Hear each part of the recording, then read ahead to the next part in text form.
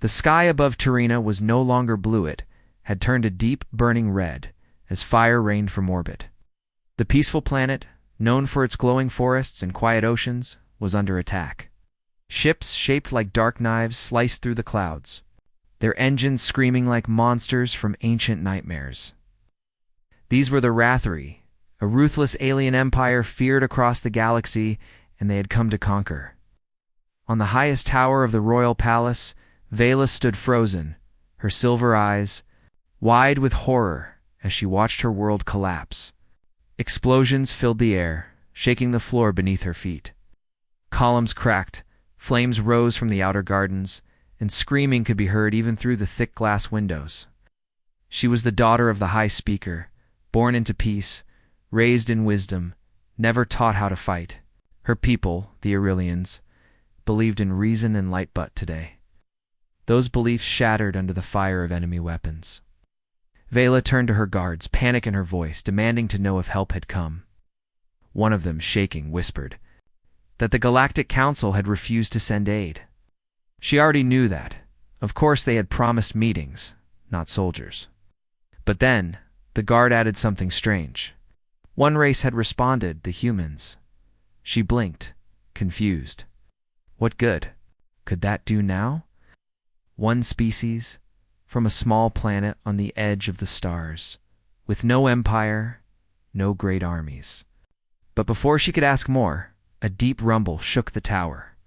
A strange shape pierced through the clouds. It didn't look like the other ships. It was dark and sharp, like it had been carved from shadow itself. It moved slower, heavier, but there was something powerful about it, something dangerous. The name on its hull glowed faintly. Valkyrie. Viola didn't know the word, but something about it made her chest tighten. The Rathri ships turned their weapons toward it and opened. Fire, confident it would fall like the rest. But the Valkyrie didn't even flinch. A single flash of light burst from beneath its hull, and a Rathri cruiser exploded in two. Another beam followed, then a swarm of missiles. It wasn't fast, it was precise. It struck like a blade, not a hammer. The Rathri formation panicked and split, clearly not expecting real resistance. And then, just as the air cleared for a moment, a small object broke through the clouds like a shooting star. It screamed toward the palace, small, hot, fast. Vela stepped back from the window as the object smashed into the palace courtyard with a thunderous crash. Smoke rose, alarms blared. Her guards raised their weapons and ran toward the impact. She followed, heart pounding. Through the dust and heat, something moved.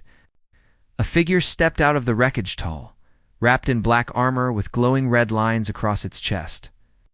Its helmet shone like polished stone. Everyone froze. Then the figure's helmet hissed and opened, revealing a human face guard. With tired eyes and a rough jaw, the man looked around and spoke, his voice steady. He asked who Vela was. She stepped forward slowly, surprised by his calm.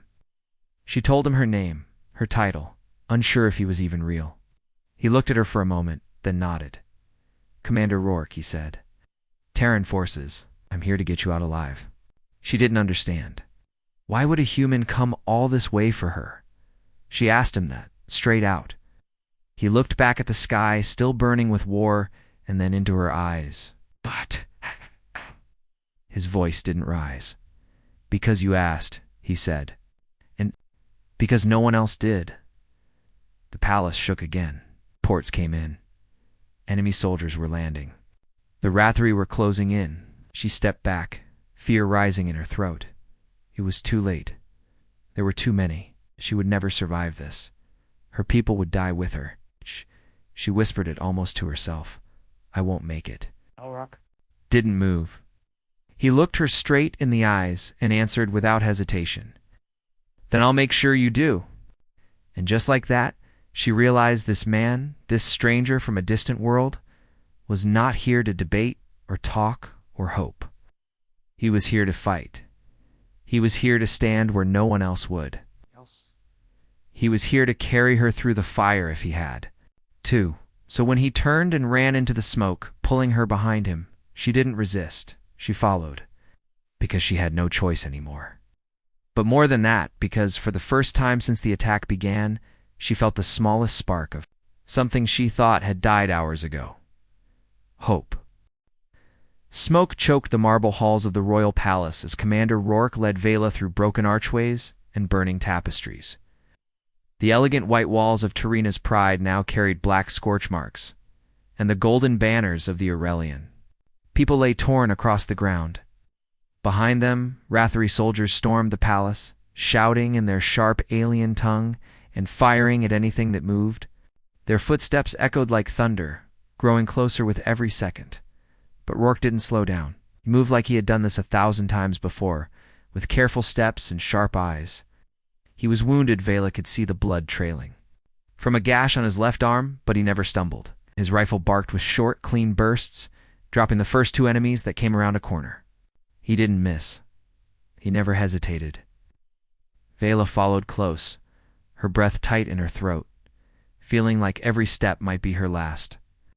The palace she had known all her life had turned into a war zone, and the man saving her life was a stranger from a world she had only read about in ancient files.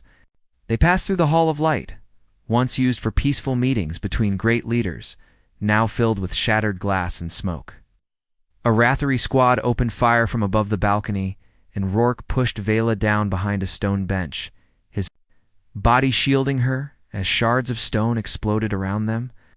He pulled a small round device from his belt, tapped it twice, and rolled it across the floor. It burst into a flash of white light and electric sparks. The enemy screamed, blinded, and Rourke charged forward with his blade drawn, cutting through them like a storm. Vela had never seen violence up close before, but now it was all around her, loud, fast, and full of fire. Still, he fought with control, not rage. Every move had purpose. Every shot counted. As they reached the lower levels, Rourke used a small, glowing tool to open a hidden door behind one of the old statues. Vela had never seen it before. "Emergency exit," he said. "Your people built it in case of civil war. Looks like it's time to use it." The tunnel beyond was dark and narrow, filled with dust and age. As they moved deeper, the sounds of battle faded above. Vela's legs ached, and her chest felt heavy with fear and grief, but she kept going. Rourke walked ahead, scanning the shadows. At one point she asked him why he had come alone. He didn't answer for a while, then finally said, because waiting for permission would have taken too long. They reached a heavy steel door at the tunnel's end. Beyond it was a landing pad used long ago by workers during maintenance. But through the small viewport, they saw it had already been taken by the Rathari. Dozens of soldiers waited, their ship docked and armed. Rourke looked at them, then back at Vela. He knew they couldn't both get through together, not without being shot down. He handed her a small metal disc. "This is a beacon," he said. "It holds the route to your people's secret evacuation point. It'll guide you to safety. The Valkyrie will pick you up from there." Vela stared at the disc in her hand. Her fingers trembled. "And you?" she asked. He gave her a tired smile. "I'll hold them off." She shook her head, voice rising. "You'll be killed." His answer came quickly, softly. "Maybe, but if I die, you live. That's what matters." Before she could protest, he pressed a code into the door panel, and it began to open. Light spilled in. Shadows moved. Raised his weapon and stepped into the opening, placing himself in the center of the Rathari's view. His voice was steady as he shouted something in their language, something Vela didn't understand. The enemy turned their weapons on him. She watched, heart pounding as he fired first, diving behind a pillar and pulling fire away from the tunnel. She wanted to run to him to help, but the disc in her hand reminded her why he had come. He had chosen to be the shield. With tears in her eyes, she slipped into the shadows and ran, the sounds of battle behind her growing louder with each step. She didn't look back, not because she didn't care, but because if she did, she wouldn't be able to leave. And he had made her promise without words. Live, survive, escape. So she ran deeper into the tunnel, holding the beacon close to her chest, while above, a human fought alone in the ruins of a burning palace. Vela ran through the old tunnel, guided by the soft blue glow of the beacon in her hand, her breath coming in hard gasps as her heart pounded with fear and sorrow. The deeper she went, the colder the air became, and the walls turned from smooth stone to rough metal remnants of a time when these tunnels were used by engineers long before the palace was ever built above. The sounds of war faded behind her, replaced by the low hum of failing lights and distant mechanical groans. She followed the path shown by the beacon, its light pulsing with each correct turn. Her legs ached, and her dress, once elegant and perfect, was torn and stained with ash and dust. She tried not to think of the human soldier who had stayed behind. She tried not to picture him standing alone in front of all those enemies, bleeding and outnumbered, but she couldn't help it. His voice still echoed in her mind, calm, certain, and full of purpose. If I die, you live. It wasn't just courage, it was a choice. He had made it without hesitation. She had never known anyone like that before. After what felt like hours, she came to a large door made of old iron plates. It groaned as it opened, revealing a small, hidden chamber deep under the capital city. Inside were a handful of Aurelians, mostly guards and engineers, some wounded, some frightened. They looked up in surprise as she stepped in, their eyes wide. She was the daughter of the High Speaker, yet she had come through the shadows alone. They asked her what had happened, where the others were, if the city had fallen. She nodded once. The Wrathery control the surface, she said, her voice low but steady. The palace is lost. Whispers filled the room, some voices rising in fear, others in despair. But Vela held up the beacon and showed them the path forward. The humans had given her something more than a chance, they had given her away. Out. An old engineer helped connect the beacon to their damaged systems. The evacuation tunnel led to a long-abandoned transport chamber, where an ancient teleport node sat buried beneath layers of dust. The device hadn't been used in decades, and it sparked weakly as they powered it on. One of the soldiers explained that without a signal booster, it would burn out before they could finish the jump. But the beacon held more than just directions. It also held a software patch, a piece of Terran code. They uploaded it into the node, and the lights on the old machine turned from red to green. The humans had thought of everything. Vela stared at the pulsing circle on the floor of the node and wondered where it would take them. Somewhere far, away, somewhere safe. But her thoughts kept returning to Rourke. She hadn't seen him fall. She hadn't seen him die. That meant there was still a chance. Before the jump could begin, the beacon buzzed softly and showed a new message. It was from the Valkyrie. The ship was still in orbit, dodging enemy fire, and its AI had picked up a signal. Commander Rourke was alive, trapped in the ruins of the palace, wounded and surrounded by Wrathery troops, but still breathing. Vela stared at the message, her heart racing. The others around her argued, some saying it was a trap, others saying there was no way to help him. But she didn't listen. She had made a promise too, even if she hadn't spoken it out loud. He had come across the stars for her, faced death for her. Now it was her turn. She picked up a fallen weapon, one used by the guards, and took a deep breath. "I'm going back," she said. "He saved me. I will not leave him behind." Shock filled the room. The idea of a royal returning to a battlefield was unthinkable. But no one stood in her way. They saw the fire in her eyes, the same fire that had once burned in the hearts of their ancestors before the Aurelian people had turned away from war. Oh.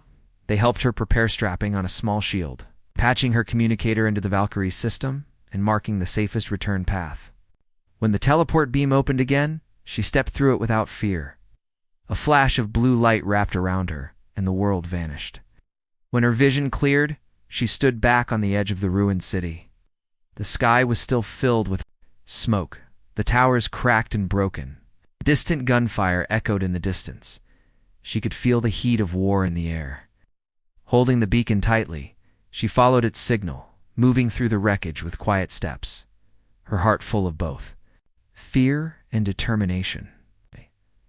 Somewhere in the burning palace, the human was still fighting, and Vela was going to find him. Vela moved carefully through the ruins of the palace, her feet stepping over cracked stones and burnt rubble as the wind carried ash through the broken halls. Smoke curled around her, and the heat from nearby fires warmed her skin, but she kept going, eyes focused on the small, blinking light of the beacon in her hand. It led her back toward the place she had left behind, the place where Commander Rourke had stayed to fight so she could escape. Each turn through the shattered halls brought back memories of laughter and peace, now replaced by silence and the distant sound of gunfire. She clutched the stolen Rathery blade in her other hand, a weapon she barely knew how to use, but one she would not let go of. Her heart beat fast, not just from fear, but from purpose. She was no longer running away. She was returning for someone who had stood for her when no one else did. The beacon pulsed faster as she neared the central courtyard, the place where Rourke had faced the Rathery alone. She crouched behind a fallen pillar and peeked over it, her breath caught in her throat. There, he was bloodied, breathing hard, armor cracked and covered in soot. Crouched behind the remains of a fountain, surrounded by enemies. At least 10 Rathery soldiers moved carefully around the edges of the broken stone, shouting commands to each other, circling him like wolves ready to strike. Rourke held his rifle low, his movements slower than before, and when he stood, it was with clear pain. But his eyes were still sharp. He fired once, then twice, striking 2 of them down. But it wasn't enough. Vela didn't wait. She saw an opening behind the largest enemy, a hulking Rathery officer armed with a heavy plasma blade. Without thinking, she stepped out from cover and ran toward him, her steps silent on the cracked floor. Just as the enemy raised his weapon to strike at Rourke, she drove the stolen blade into the back of his leg. The alien let out a terrible cry and stumbled, falling forward. Rourke reacted instantly, spinning and firing a burst into the officer's chest. The alien collapsed, and the others turned in confusion, not expecting an attack from behind. Looked up in disbelief, seeing Vela standing there, breathing hard, eyes wide but filled with fire. "You came back," he said, voice low and rough. "I had to," she answered quickly, lifting the weapon again as the remaining Rathery began to move. "You didn't leave me behind. I won't leave you." Together, they fought. Rourke handed her a small energy shield, which locked to her forearm and covered her as they moved. He barked out instructions, short, clear, and fast. Left. Cover there. Drop. She listened, learned, and followed his lead. He moved slower than before, clearly hurt, but still dangerous. Vela used her blade to knock away a weapon aimed at Rourke's back, and then ducked as he fired over her shoulder. One by one, they brought the Rathery down, till the courtyard fell silent once again, covered in smoke, bodies, and blood. Rourke leaned against a wall, his breath coming in short gasps. Vela stood beside him, watching him closely. "You're injured," she said softly. "You shouldn't be standing." He gave her a weak smile. Didn't have much choice. She reached out and supported him as he slowly pushed away from the wall. "We have to move," he said. "The Valkyrie. They'll be tracking the beacon." She nodded. Together, they moved back through the halls, this time not as strangers, not as royalty and soldier, but as 2 people who had bled for each other. They passed broken statues and crumbled ceilings, the palace no longer a symbol of pride, but a place of fire and survival. Rourke coughed hard, blood on his lips, but still he pushed on, not for glory, but because she needed him to. Vela didn't let go of his arm. "You said you'd make sure I lived," she whispered. "Now I say the same to you." As they neared the evacuation point, a soft hum echoed in the distance, and she looked up to see the shadow of a dropship approaching. The Valkyrie had found them. A signal blinked on the beacon. "Coming in hot," said a voice through the cum-sharp female, and full of concern. "Get clear of the structure. 30 seconds. Vela looked at Rourke. "Can you run?" Gave a tired nod. "Only if you're helping." They pushed forward together, flames behind them, the sky dark and glowing with smoke. When the dropship came down, its engines roared and scattered dust and fire. A ramp dropped, and the door opened.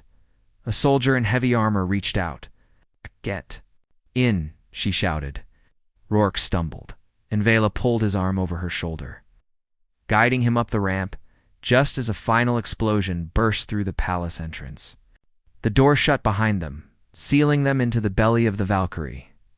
They were safe for now. Rourke leaned back, eyes closing, and Vela sat beside him, her hand still on his arm. I'd stayed for her and she had returned for him. Either. Of them said anything more? They didn't need to. They'd both made their choice. The dropship raced upward, climbing through thick clouds of smoke and fire as the ruins of the Aurelian capital shrank below. The storm of war was still spreading across the surface of Tarina, with Rathery warships in low orbit and soldiers crawling through broken cities, but inside the human vessel, there was a small pocket of safety. Commander Rourke lay strapped to a medbed, his chest rising and falling slowly, his face pale beneath the bruises and dried blood. He was alive, but barely. Beside him, Vela sat quietly holding a cloth to his wounded side while the ship's medical systems ran scans. Every now and then he opened his eyes only for a few seconds and looked at her not with fear or pain, but with quiet recognition. He didn't speak much. He didn't need to. The crew aboard the dropship worked, quickly checking their weapons and watching the skies. The pilot, a woman named Sergeant Hill, cursed under her breath as a red light blinked on the main screen. Enemy fighters had spotted them. "We've got 3 Rathery interceptors closing fast," she shouted back. "ETA 90 seconds. Vela turned sharply. "Can we outrun them?" Hill shook her head. "Not in this crate. We're going to need cover." Before Vela could ask what that meant, the clouds parted, and through the window she saw it again, the Valkyrie. The human warship hung like a shadow in the sky, its engines burning bright, its hull lined with dark, sharp armor. It wasn't a large ship, not compared to Rathery destroyers, but it moved with speed and purpose. As the dropship flew closer, 2 of the enemy fighters fired. Red blasts tore through the air. One struck the rear wing, shaking the ship. Sparks flew from the control panels, and Hill fought with the controls. "Brace yourselves," she yelled. Vela grabbed a safety bar with one hand and held Rourke's body with the other, keeping him from rolling off the medbed. The ship twisted, hard dipping toward the Valkyrie's hangar bay, and just as another blast came for them, the human cruiser responded. Its belly opened, revealing twin gun ports that lit up the sky. Blue beams of energy streaked forward and sliced one enemy, fighter in half. The other 2 tried to swerve, but the Valkyrie was faster. It launched a swarm of micromissiles that spread out like a cloud and rained fire on them. Explosions filled the air. The sky flashed bright. The dropship shot into the open bay of the Valkyrie just in time, slamming down hard as the doors sealed. Behind it, inside, crew members rushed forward, dragging Rourke's bed to the medbay, while Vela followed, wiping soot from her face. The ship rumbled again as it rose into higher orbit, still firing. Vela stood in the center of the hangar, watching the screens as the ship's weapons danced. It was clear now the Valkyrie wasn't just strong, it was smart. It moved like it was alive, dodging fire, countering missiles, using every second to fight back. It was built for war, but not for conquest. It was a protector, a weapon made to shield. As she stared at the display, Vela's heart filled with something new, something sharp and powerful. Oh, humanity had come with one ship, and that one ship had turned the tide, even if just for a moment. They had not arrived with speeches or promises. They had sent a warrior, and he had risked everything for her. Later, as the ship stabilized and the threat passed, Vela sat outside the medbay, her hands clasped tightly in her lap. A young crew member brought her water and said, "Softly, he'll live. We stopped the bleeding. Tough guy." Vela gave a small smile and thanked her. Then she walked to the viewing window and looked out. Below her, Tarina still burned. Whole cities were in flames. The Rathery had won much, but not everything. And now the galaxy was watching. Humanity's ship had made it through the fire. A signal went out from the Valkyrie broadcast to nearby systems. A message in every known language, with images and sound. It showed footage of the palace under attack, showed Vela and Rourke escaping together. It showed what the Rathery had done and who had stood against them. Vela recorded a statement, her voice calm but strong, her silver eyes steady. She told the galaxy what had happened. She spoke of how the council had turned away. She spoke of how one ship had come. Anyway, she spoke of how a human had taken a blow meant for her, and how she had returned to stand by his side. "We remember those who ran," she said. But more than that, we remember those who stood. Humanity stood. The broadcast spread like a fire across the stars. Small colonies, ignored planets, and outposts long forgotten by the Council began to stir. They saw the Valkyrie. They saw what one soldier had done. Something began to shift in the hearts of the forgotten. Something called hope. Far above Tirena, while its cities smoldered and its people tried to piece together the ruins of their world, the Valkyrie cruised through space like a silent guardian, its dark hull scarred from battle but still holding firm. Inside the command room, the ship's crew worked with sharp focus, their hands moving across glowing panels, tracking enemy movements, analyzing new signals, and watching the reaction to their message spread across the galaxy. On one of the large screens, transmission markers blinked rapidly. Planet after planet was opening the broadcast. Watching the video, Vela had recorded her face calm and fierce, her words clear and full of truth. The message was reaching far beyond what they had expected. From hidden colonies in the outer rim to quiet planets ruled by distant councils, people were hearing the voice of someone who had seen fire, who had almost died, and who had been saved by a soldier from a forgotten world. In the medbay, Rourke lay still, his wounds covered in healing gel. Tubes running from his side to a monitor beside the bed. His chest rose and fell in slow, heavy breaths, but he was alive. Vela sat beside him, one hand resting gently on the edge of the bed, her mind full of thoughts she had never known she would carry, thoughts of war, of courage, of sacrifice. She had once believed diplomacy would always be enough, but she had never known what it meant to stand in front of death with nothing but a stranger between her and the end. Ow. That changed everything. One of the Valkyrie's officers, a tall man, with graying hair and sharp eyes, entered the room quietly and stood beside her. "The message is spreading," he said. "You did more than survive, Princess. You started something." She looked at him, confused. "Started what?" He smiled faintly. "A fire. A movement. People are listening. They're angry. They're waking up." She nodded slowly, then turned her gaze back to Rourke. "He's the one who started it," she whispered. "I only followed." Across the stars, things were already changing. Reports came in of small resistance groups rising up against Rathri outposts. Neutral systems were refusing trade with the Empire. Even some of the smaller governments that had feared the Council's silence were now questioning it openly. The message had hit deeper than expected, not just because of the war, but because of the human who had come alone, who had made a choice without needing permission, who had stood when everyone else had turned away. The Valkyrie's AI, a voice that echoed gently through the walls, informed the crew that Rathri fleet movements were increasing. A new force had gathered 20 ships strong, headed for a human colony near Tirena. It was a warning, a message from the Rathri. Stay out or suffer the same fate. The crew of the Valkyrie stood in silence for a moment as the data appeared. They all knew what it meant. If they left it alone, no one would blame them. They were just one ship. But if they responded, it would mean facing a force 10 times their size. In the quiet that followed, Vela stood in the center of the bridge and said, "You came for me. Now let me come with you." The captain raised an eyebrow. "It's not going to be safe." She nodded. "I know, but I won't stand back anymore." With orders given, the Valkyrie turned and began to move, cutting across the stars toward the threatened colony. The human vessel didn't have the size to match a fleet, but it had something else: speed, precision, and a crew that had already tasted fire and chosen not to run. As they neared the system, their scanners picked up the Rathri ships gathering around the planet, preparing for full planetary assault. In the command center, a countdown began. Valkyrie would enter the battle zone in 5 minutes. Every weapon was charged. Every defense system was active. Below deck, Rourke stirred on his medbed, his body still weak but his mind returning.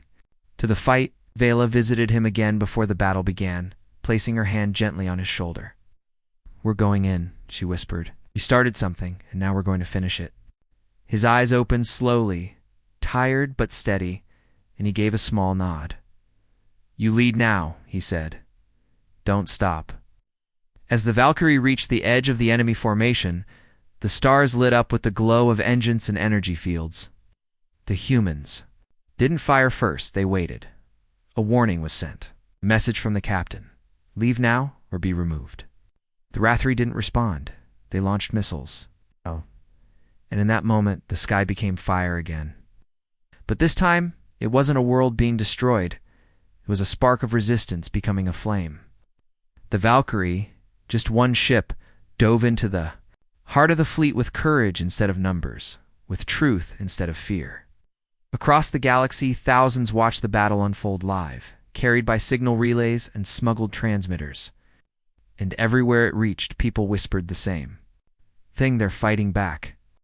The stars outside the Valkyrie lit up with fire as the battle began. Not a war between equal forces, but a desperate strike by one ship against a mighty Rathri fleet. The enemy formations spread wide, their destroyers moving like silent mountains. Heavy with weapons, confident in their numbers. They expected the Valkyrie to run, to retreat like all the others had done before. But instead, the human ship roared straight into the heart of them, fast and precise. Its engines screamed, pushing the limits of speed, and its weapons struck like lightning. The first salvo tore into a Rathri cruiser's side, breaching its shields in one blast. The second wave of missiles split apart and curved mid-flight, slipping through defense grids and striking the engines of a warship 3 times its size. In the center of the command bridge, Vela stood beside the captain, her hands gripping the rail, eyes locked on the view. She could feel the ship moving, almost like it breathed alive, aware and fearless. Never seen war like this. She had never understood why someone would risk everything for someone they barely knew. But now she did, because now she was doing the same. Down in the med bay, Rourke forced himself to his feet. Weak, but unwilling to rest, he used the wall for support. Every step a struggle, but he wouldn't stay behind while others fought. He reached the lift and rose to the armory, where a young crewman met him with wide eyes. "You should be resting," the boy said. Rourke only gave a grim smile and answered, "Tell that to the Rathri." With his armor damaged, he strapped on a lighter suit, fastened his sidearm, stayed, and made his way to the lower deck where boarding teams were preparing for the worst. Enemy ships were closing, and if they docked, the fight would move inside. Valkyrie shields held for now, but they flickered with every blast. On the bridge, the crew worked fast, shouting coordinates, adjusting tactics, and launching drones into enemy systems to jam sensors. Vela didn't just watch. She helped. She had studied strategy as part of her royal training, though it had always been for ceremonies and defense talks. Now she used that knowledge for real. She saw a pattern in how the Rathri destroyers moved a weakness in their formation and pointed it out. The captain listened and adjusted their path, curving the Valkyrie toward a narrow gap in the enemy ring. When the ship slipped through, it unleashed a storm of fire, cutting through the exposed belly of a Rathri battleship and leaving it spinning, dead and burning. But victory didn't come without pain. It was a lucky shot from an enemy plasma cannon hit the Valkyrie's side. The ship bucked violently, alarms rang out, and fires burst along the corridor near the engine room. Crew members rushed to seal the damage. Rourke, still moving through the lower decks, was thrown hard against the wall.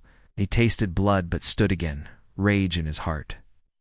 This wasn't just a battle, it was a message.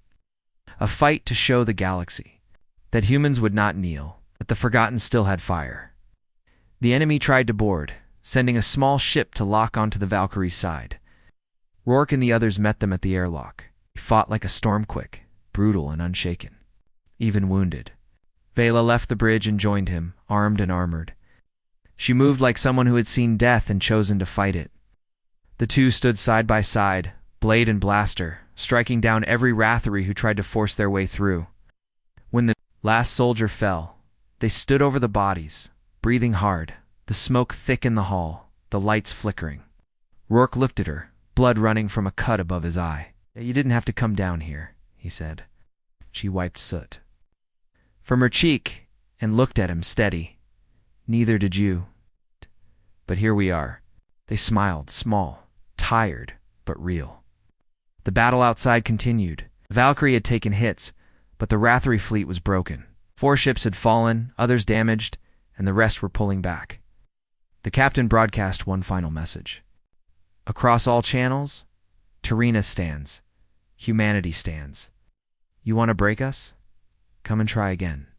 The remaining enemy ships retreated into deep space, their pride wounded, their control shaken. The Valkyrie hovered over the planet like a shield.